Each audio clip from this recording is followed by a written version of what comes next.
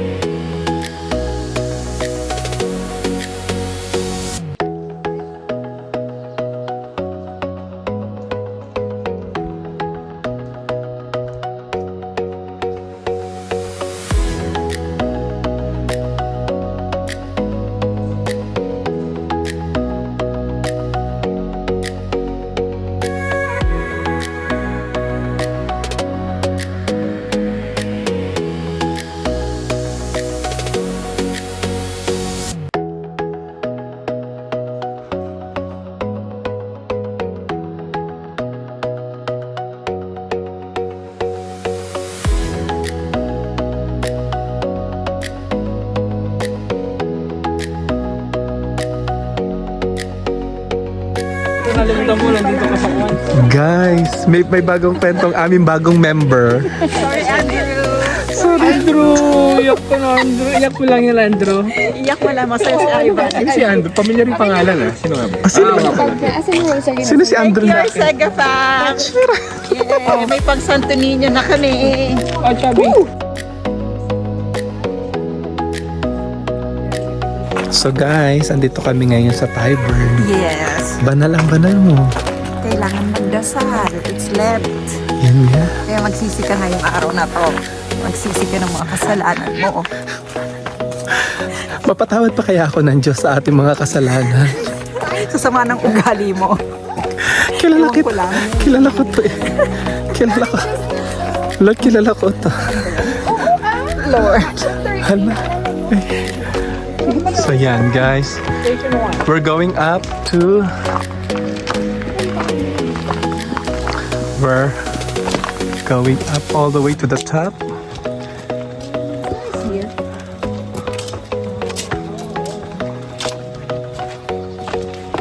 Guys, nasa Matariki na kami.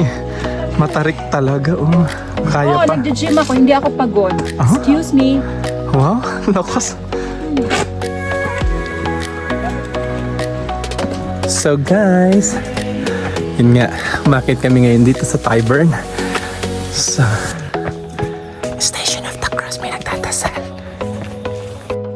So guys, it's a perfect place para sa Station of the Cross kasi meron talaga silang stations na paakyat ng bundok. So it's really a good experience to do the Station of the Cross. And then pagdating mo sa pinakataas, boom, ito yung makikita mo talaga.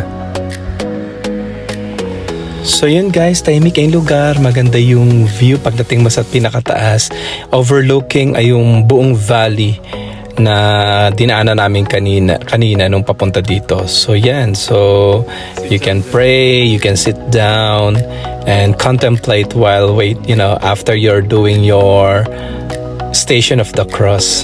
And even though kahit hindi ka mag-Station of the Cross, actually kahit yung mag-view ka lang dito sa viewing deck, talagang ma-enjoy mo talaga siya.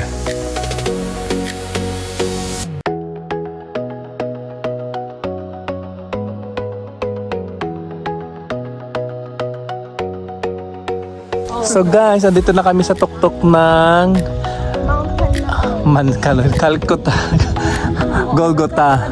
So yan, tapos na kami. Natapos na yan ay mga bagong member namin. Shout it out. Goodbye, Andrew. Boy, Andre, alam mo.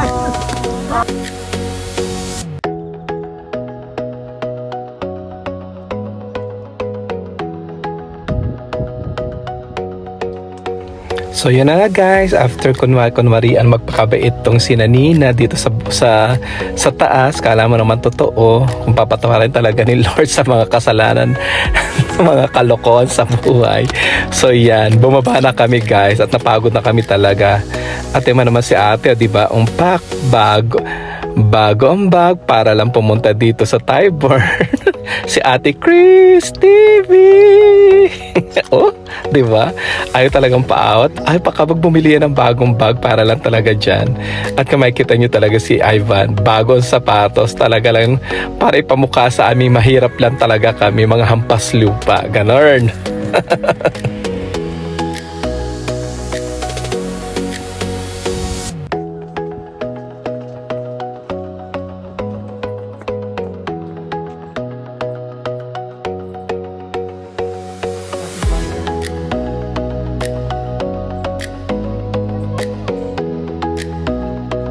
Yan guys, so tapos na po ang aming pagiging mabait. Mga 10 minutes lang. Bukas pa. Hanggang bukas pa ba yun? Akala ko mga 10 minutes lang kasi pagod na tayo. So mamayang ulit, pwede na pong mag-maldita ang mga bashers. Mabait naman tayo. Mabait daw kami, no? Hala, ito mo. Si Christy. Tulungan ito. Bait. Hala. Huwag tulog.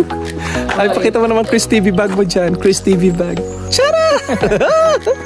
Guys, nakakuha kami na maraming kastanyos. Shout it out. Ang laki ng Chanda Romero.